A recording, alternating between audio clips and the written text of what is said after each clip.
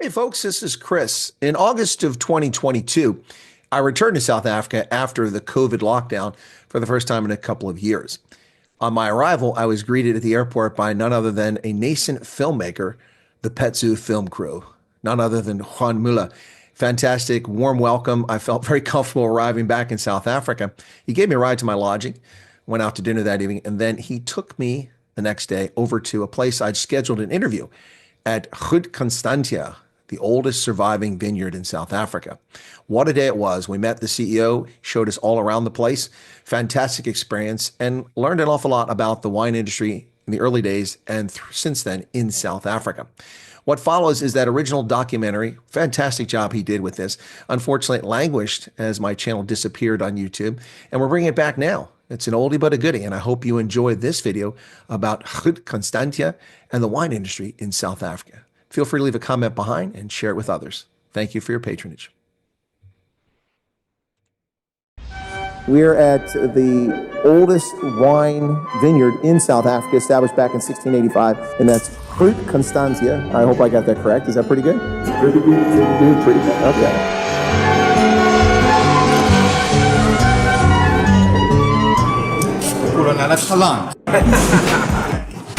Petsu film crew, how's it going? Excellent. So cheers. Cheers.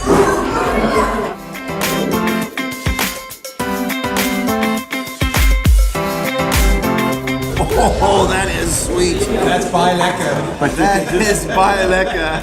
Just smell it. You that musk flavor. It's amazing. Yeah, the aroma is amazing. Well, this is the Chief Executive Officer of Groot Constantia. This is, in fact, the oldest vineyard in South Africa, yes? Yeah, it's the oldest surviving vineyard in South Africa. You know, the South African wine industry started in 1659 when Jan van Riebeeck wrote in his diary, today for the first time grapes was pressed in Cape Town. That was 1659, 2nd of February. Groot Constantia was established in 1685. There were other spots where vineyards were cultivated in the Western Cape and on the Cape Peninsula, but those vineyards doesn't exist anymore. So Groot Constantia was, I would say, the most significant one and also the only surviving one of these older ones. So it's just recently celebrated its 330th anniversary. That's correct. During its existence, it built up quite a significant list of clients, of which Louis Philippe, a French king, was one. That's just proof of the special quality that this farm was able to produce 300 years ago. I think Napoleon also got wine from here. Yes, the Clute family supplied him. Joseph Lusson was appointed by the English East Indian Company to source products for St. Helena. And Joseph Lusson, their agent, was married to a Clute daughter. And obviously, he purchased wine from Groot Constantia to supply Napoleon while he was on exile in St. Helena. Obviously, the climate here is Mediterranean, like you find in Southern Europe. That's correct. And so that's probably the reason why it was a good idea. Plus, when the Cape Town was originally established by Jan van Riebeeck, it was supposed to be a refitting, resupply station to help sailors prevent getting scurvy and that sort of thing. So grapes seem to be, in this climate, a natural sort of crop. Yes, it contains a lot of vitamin C, so it was just a natural thing to do. Alcohol is always welcome, and if you're so far away from your source of alcohol, you just start producing it yourself. So this particular vineyard, Groot Constantia, was, if I recall correctly, established by Simon van der Stel, who's a very famous personality back in the early history of the Cape. Simon van der Stel was the governor of the Dutch East Indian Company. It's interesting to note that in those days, it was not a government, not an established government. But a private corporation. Yeah, and they controlled the Cape. They appointed governors and dignitaries to rule what's happening here. And Simon van der Stel was one of the governors here, and land was granted to him in 1685. He could have chosen any piece of land, but he chose this piece of land. Was there a specific reason he liked this land? It's said that he sent people out on horseback and collected soil samples and so forth. But his predecessor, Jan van Riebeeck, was trying to do grapes in the city bowl. And the summer southeaster probably destroyed his crop after season after season. But what about the soil? Wouldn't the city bowl be kind of sandy too? That's probably not the best. It's the same soil. Oh, it is the same soil. Same type of soil. But the southeaster that cools the Cape down during the hot summer months is not that strong here in Constantia. And you could have seen that on the trees. In the Western Cape, you can see all trees are all bent. You don't see that in Constantia. And so this estate is nestled right up against the back of the mountain, and on the slopes here is where the vineyards are. Is the soil here particularly well suited to produce a particular type of grape? It's decomposed granite, which is very suitable for vineyards. But the important thing about Constantia is that it's a cool climate. Due to that wind, which blows directly from the ocean, our temperatures, our midday temperatures, is about 3 to 5 degrees cooler than what you'll get in Paarl and Stellenbosch. And that is the main attribute that makes Constantia different from the rest of the South African wine industry. The wines that you produce here, of course, consumed domestically, but you also have an export market for your wine, yes? That's correct, yes. We export about half our production. Is there a top market? So I'm going to guess the United States is probably a top market, or is that a false assumption? It is a market. it's a market, okay. It may not be the top market, but it's a market. Our most important market is Germany. Okay, well that makes followed sense. by Holland. You know, it's a cultural and a historical thing. The UK, Belgium, here and there in Scandinavia, China. That's a growing market, of course. That's right. And the US. We're in there somewhere. Yeah. And then, of course, the local market. And being that old and being such a remarkable historical estate, we are a tourist attraction. And many people come and visit Constantia. We receive more than 400,000 visitors through our gates every year. In a normal year now, that was before COVID. the pandemic. And so we sell a lot of our products from the farm, but also in other parts of South Africa. Now, a few years back, my colleague who worked at the embassy up in Pretoria, doing the same job in South Africa that I was doing in Botswana, I said, hey, when you come down for this conference, why don't we do a vineyard tour? I'm like, oh, I don't want to do a vineyard tour. Come on, man, that's, I don't want. He's like, oh, it's going to be great. You'll love it. And I did it, and he was right. But one of the things I learned about that is that vineyards down here ship their wine all over the country. There's like warehouses in Gauteng where they come from vineyards down here to store. Does Constantia also do the same sort of thing? You ship your wine all over the country, so if you have a particular wine you like them here, you can get it easily somewhere else in the country? No, that's true. People come and visit us, but we obviously prefer that they buy the wine from us. But it's available. It's freely available on consumption, off consumption in the other parts of South Africa. Are your tours coming from all over the world? In a lot of Africa, we're seeing a lot more Chinese nationals that are doing tourism in Africa, not just investment, but tourism. But traditionally, I imagine that probably a lot of your international visitors probably come from Europe and maybe some from the U.S.? Europe is our main source of tourism, Europe and the UK. China has developed, but COVID has sort of killed that market. I must say the US market is picking up quite nicely after COVID. Well, that's some good news to hear. When the lockdown was instituted here in South Africa, it was a pretty serious lockdown, pretty stringent. And one of the impositions initially was that you couldn't transport alcohol. Now, for those thinking about alcohol, you're probably thinking about going to your package store or buying some beer or buying some wine. But that's just one aspect of it. Another aspect of it is for the wine industry, which ships a lot of its wine overseas to export markets. If you can't move it to port or to the airport, you're not going to be able to sell it overseas, and that could make you an unreliable supplier.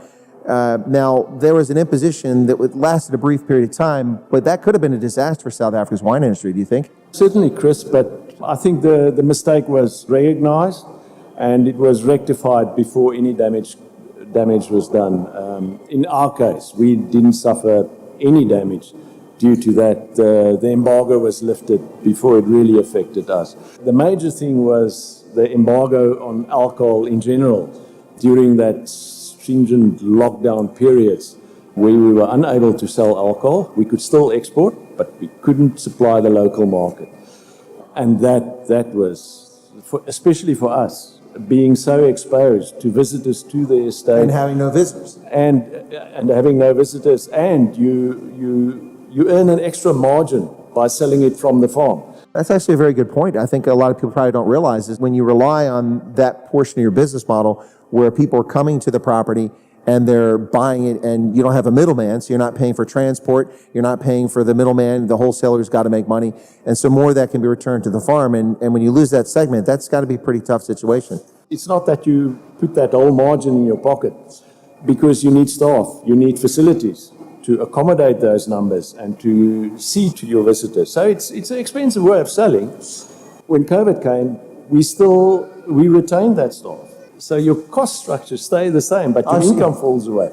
Well, that's a fair point because a lot of businesses made workers redundant.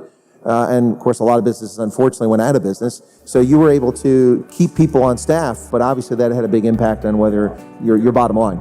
Yeah. So let me ask you this question. I was not really a big red wine drinker, but I came to the Cape and I was told you should try the Cape Shiraz. And I did, and I was sold on it. So what are some of your top types of wine that you have here at the estate? Constantia is known as a white wine area due to the cooler climate, which I explained to you. Most of the farms in Constantia has got south-facing slopes, which is cooler than other slopes. Groot Constantia has got a lot of east-facing slopes and even north-facing slopes. Here and there, south-facing slope. And that's why Groot Constantia is basically the red wine supplier in Constantia. Shiraz is one of our main varietals. I mean, if my winemaker had free reign, he would plant the whole farm of Shiraz. So if he had his druthers, that's all you'd have. That's right. But we don't only have Shiraz. We produce Bordeaux varietals. The Bordeaux blend is the flagship of the estate. We produce Pinotage, which is one of the native varietal in South Africa, and obviously Sauvignon Blanc and Chardonnay. Well, we're here at the estate, and this hall or building that we're in, what is this building for? This is part of our production cellar. This is the bottom part of it, and this is where we do our barrel aging of the wines. Normally, wine would stay in these barrels for 12 months and then being renewed or refilled with the newer vintages. Now, a lot of vineyards in Europe are very particular about the barrels and what the wood they use for it. Is that the same sort of situation here in South Africa? Are you particular about the type of wood? Does that have an impact on aging the wine? Yeah, it's it's part of the winemaking science and winemaking art is to make use of various barrels from various suppliers, and each barrel gives you a different character. And the winemaker, by the way, our winemaker's been here now for 22 years, so he knows what kind of vineyard blocks will combine well with a certain barrel. And it's all at the end about complexity. We talked off air a little earlier about continuity, and particularly in an industry like this, continuity for the historical knowledge, the experience is really something that comes into play. I mean, if you want to design software applications, you can just come in understanding a programming language and go any direction you want. You don't have to have 50 years of history there necessarily.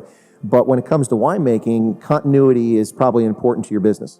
That's correct. You know, we've been in business for more than 300 years, and our aim is to be for at least another 300 years. If you look at the major changes that happened in the world after 1685, I mean, we had 2 world wars, population explosions, energy explosions, information explosions. Oh, yeah, that one especially. And we've survived that, and we're still around. The only thing really that's historically correct at Groot Constantia, it's change. To have survived through those years, you have to change. And in future, we will also change, but it will just be to balance ourselves out with a changing environment. And then I think is interest to a lot of people around the world, and this is about kind of the changing landscape, if there is a changing landscape in winemaking here in South Africa, specifically non-traditional people involved in the winemaking business with vineyards. There has been the introduction by a few Black South Africans of wineries here in the Western Cape in recent history.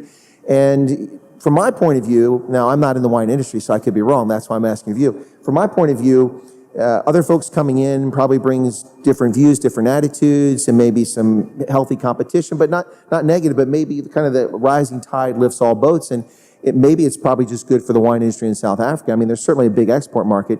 So has that had an effect? Are there more non-traditional wine vintners in the area here? And is it having an impact on the industry? I would imagine positive, but if it's negative, you could share that. No, it's certainly not negative. It's difficult to say whether you can already see the positive effect because there's only a few of them around.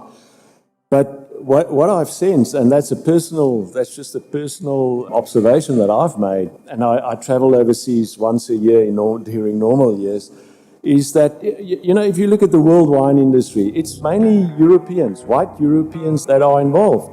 And what I've sensed is that people are very curious to see what different cultures, what are they doing to wine? Because you have various styles across the globe, how people interpret wine, where they force wine to, and it would be very interesting to see what would their emphasis be. And that's why I say I think it's a major opportunity that we have here in South Africa is to introduce these people and to introduce more of them to really make a change. No, that's an interesting perspective. You know, when I was a kid, people used to ridicule California wines. And now people speak highly of many California wines, which is very interesting. I used to think about buying wine by the quart or liter in the States, but it's a very different landscape now. But that took a long time. It took decades to develop that reputation and that quality of grape that they've come up with. And I suppose that plays an aspect. I mean, you mentioned Europeans around the world, but I mean, wine, of course, has grown all over the place. Chile has wines, Australia, New Zealand. We have wine vineyards in Pennsylvania a couple miles from my house. I think it'll take us a few more generations to get a good reputation like Constantia. I don't think a Pennsylvania wine is going to get there anytime soon, but it is interesting. So I think that aspect is pretty fascinating. So let me ask you this question. You've been doing this for a long time. What's the most fascinating aspect of being in the wine industry for you? What really gets you excited about it? Or does something get you excited about it? It starts in the vineyard. Yeah. And that's where the genes are being determined. And, in the wine industry, we always say a wine cellar is not a hospital. It's not a place where you fix sick things. Mm-hmm. You need to start in the vineyard. And at the end, what you have in your glass is an expression of nature. And that's the point I want to make. It's an expression of that specific vineyard block, where it was cultivated, and so forth. And it's amazing if you look at the whole process. Where do you think the future of wine is going in South Africa? Is it expanding in other places? I mean, are there going to be vineyards, or are there already vineyards in the Eastern Cape and other parts of the country? Yeah, it's difficult to predict because there's new varietals and each varietal thrives in a different area, and we're talking about long term now, really long term. And if you look at the South African wine industry in the years of the KWV with the quota system, quotas was by district. So certain districts in South Africa didn't have a quota. So you couldn't, if you live in that district, you couldn't plant. And after the quota system was lifted, we've seen huge development in new areas, like for instance, Hermanus, Walker Bay, Agulhas, along the west coast. Those were all areas that wasn't allocated quotas in the past. There's people now, even in KZN, that's cultivating vineyards. But, for obvious reasons, it's very difficult there. But there's a lot of freedom, and certainly people will experiment, and wherever it will work, it will be a success. There you go. We'd be remiss if I didn't bring up the topic of the Huguenots. The French Huguenots, of course, for those who aren't familiar with, they were French Calvinists who, under the Edict of Nantes, were granted religious freedom, very successful bankers, professionals, farmers, knights, nobles, all that sort of stuff. Very successful people, and very, very much people steeped in their faith. The French Huguenots, of course, the Edict of Nantes was revoked by the French king about a century later, and horrific bloodletting took place, and hundreds of thousands of refugees could get out, fled to Berlin, to the Netherlands, which was the Spanish Netherlands, I think, at the time, historically, to the United Kingdom, and all over the world. Eventually, many came to South Africa. And then you're descended from Huguenots. What impact, I imagine they had a positive impact in the wine industry, of course, coming from France. Did the Huguenots play a role, and is that an important factor in the history here? Yeah, no, they certainly played a huge role, Chris. If you look at the town of Franschhoek, that's where they were sort of forced to settle. That's where land was granted to them in that beautiful valley. If you drive into that valley, you'll see the old Cape Dutch houses that was built by them. Just the architecture is a symbol of what they brought to South Africa. By being there in the heart of the winelands, they brought a lot of knowledge with them about wine production, but not only that, about life, about lifestyle, and so forth. Consistency was one of it. So they made a huge contribution. Well, not just to the wine industry. Of course, the French Huguenots also contributed immensely to the language of Afrikaans and to the Afrikaner community. And you get names like Du Toit and Du Clercq and of course, your own surname, many names that come from the French origin, which for people not from South Africa, probably like, how do you get those names in South Africa? The Estate is a not-for-profit, it's a private organization, but not-for-profit. But I'd like to give you a chance to make a pitch to my audience out there. Why should people come to Groot Constantia? What's on offer here? Obviously wine, there's some tourism here. Can you just tell people what they can see when they come here? Just to give you some background, why it's a non-profit or not-for-profit company. When the Groot family went bankrupt in 1885, the British government, who was in control of the Cape, they said the importance of the history of Groot Constantia is so important, they didn't want to allow it to go into private hands again. They wanted to protect it. And needless to say, the state can't run a wine estate. And at the end, what they wanted to protect it, they actually destroyed. And then for a century, they tried various models how to run Groot Constantia. The Minister of Agriculture for years stood with a red face in Parliament explaining the losses of Groot Constantia to the public or to the taxpayer. But that's the problem. You cannot run a place like this with state bureaucracy. You need to take state bureaucracy out of this. Quick decision making. And that was the main reason why in 1993, the state-owned property was transferred to a non-profit company, where we basically on a daily basis make business decisions as in a normal company, and there's only one day in the year where we run our non-profit status, and that's when we make a surplus. How are we going to distribute it? It's very clear that profit needs to be plowed back. The farm's got 2 restaurants. We've got 3 tasting rooms. We also run a museum on the farm, which is managed by Ezekiel Museums of Cape Town and South Africa. It's a place where you need to put at least half a day aside to come and visit it and do it properly. Otherwise, you're just going to brush over it, and you're not going to experience the heritage of the South African wine industry.